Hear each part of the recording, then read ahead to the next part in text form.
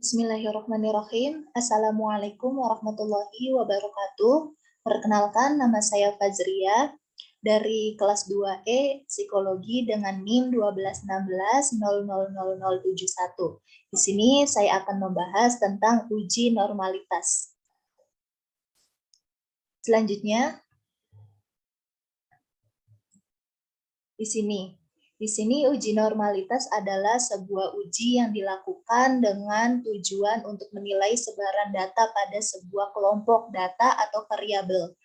Apakah sebaran data tersebut berdistribusi normal atau tidak. Selanjutnya, uji normalitas ini digunakan untuk menentukan data yang telah dikumpulkan berdistribusi normal atau diambil dari populasi normal. Dan jika data berdistribusi normal, maka dapat digunakan uji statistik berjenis parametrik. Sedangkan jika data tidak berdistribusi normal, maka digunakan uji statistik non-parametrik. Nah, data yang banyaknya lebih dari 30 angka atau N-nya itu lebih dari 30, atau populasi atau sampelnya lebih dari 30, maka sudah dapat diasumsikan berdistribusi normal. Namun, untuk memberikan kepastian data yang dimiliki berdistribusi normal atau tidak, sebaiknya digunakan uji normalitas. Dan karena belum tentu data yang lebih dari 30 itu bisa dipastikan berdistribusi normal. Demikian sebaliknya, data yang banyaknya kurang dari 30 juga belum tentu tidak berdistribusi normal. Untuk itu perlu suatu pembuktian, yaitu dengan uji normalitas. Di sini data dikatakan berdistribusi normal jika data memusat di sekitar rata-rata dan median, dan data membentuk distribusi normal jika data di atas dan di bawah nilai rata-rata berjumlah sama. Begitu juga dengan simpangan bakunya.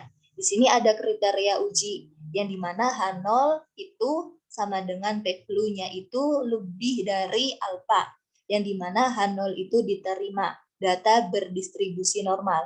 Dan sedangkan HI, P-nya itu kurang dari alfa, maka H0 ditolak atau data tidak berdistribusi normal. Selanjutnya, kapan digunakan uji normalitas? Di sini digunakannya data berskala ukur interval dan rasio, yang dimana jumlah data paling banyak 30 atau data kurang dari 30, dan sebagian literatur menyebutkan 40. Dan untuk memutuskan apakah akan menggunakan statistik parametrik atau non-parametrik. Dan secara empirik, data dengan nilai dengan N-nya itu lebih dari 30 sudah diasumsikan berdistribusi normal. Selanjutnya, di sini banyak metode yang bisa digunakan untuk menguji kenormalan, diantaranya sebagai berikut. Mungkin di sini saya akan membahas tentang Kolmogorov dan juga Shapiro-Wilk. Yang dimana Kolmogorov ini datanya atau sampelnya itu lebih dari 30. Dan Shapiro-Wilk itu memiliki data kurang dari 30 gitu.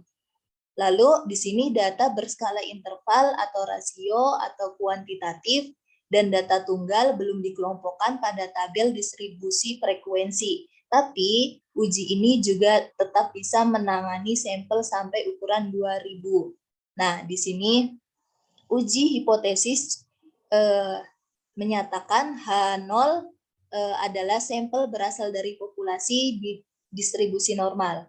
Dan H1 itu sampel berasal dari populasi tidak berdistribusi normal.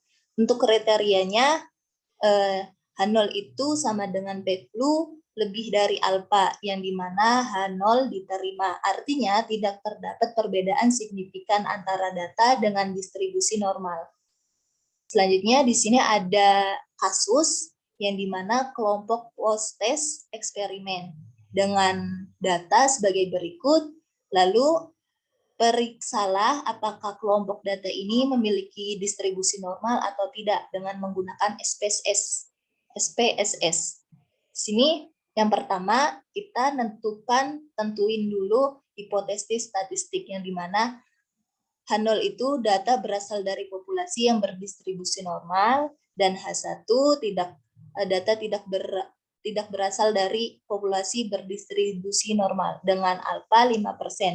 Untuk kriteria uji, H0 atau p-flu lebih dari alfa, H0 diterima. Dan H1 p-flu kurang dari alfa, itu H0 ditolak. Di sini kita statistik ujinya menggunakan SPSS, yang dimana masuk ke aplikasi SPS, lalu klik variabel, view, lalu input data sebagai berikut, yang dimana di sini nama datanya, nama sampelnya post-test eksperimen. Lalu di sini untuk menyesuaikan keterangannya, kita menggunakan post-test eksperimen. Nah, untuk answernya sendiri menggunakan Seychelles. Selanjutnya, di sini beralih ke data view, yang dimana input kelompok datanya. Di sini datanya sudah terinput, data post-test eksperimennya. Selanjutnya, klik Analyze, klik Descriptive Statistik, lalu klik Explore berikut dengan gambarnya. Setelah itu, pindahkan data post-test ke kolom Dependent List, lalu klik False sebagai berikut. Selanjutnya, kita centang normality, lalu continue, normality, lalu klik continue, lalu klik OK. Maka hasilnya akan muncul seperti ini, yang dimana nilai p-flu-nya itu untuk uji Shapiro-Wilk itu 0,144. Sedangkan Kolmogorovnya itu nilai p-flu-nya itu 0,043, yang dimana kriteria uji sebagai berikut. Nah, untuk itu kita mengambil yang H0 diterima jika p-flu-nya itu kurang dari alfa, yaitu 0, lebih dari alfa, yaitu 0,144, kurang lebih dari 0,05, yang dimana kesimpulannya data berasal dari populasi berdistribusi normal dengan taraf nyata 5. Nah, catatan dengan pengujian normalitas data post-test kelas eksperimen dalam penelitian ini menggunakan uji Shapiro-Wilk karena banyaknya data lebih dari 30. Mungkin sekian dari kami.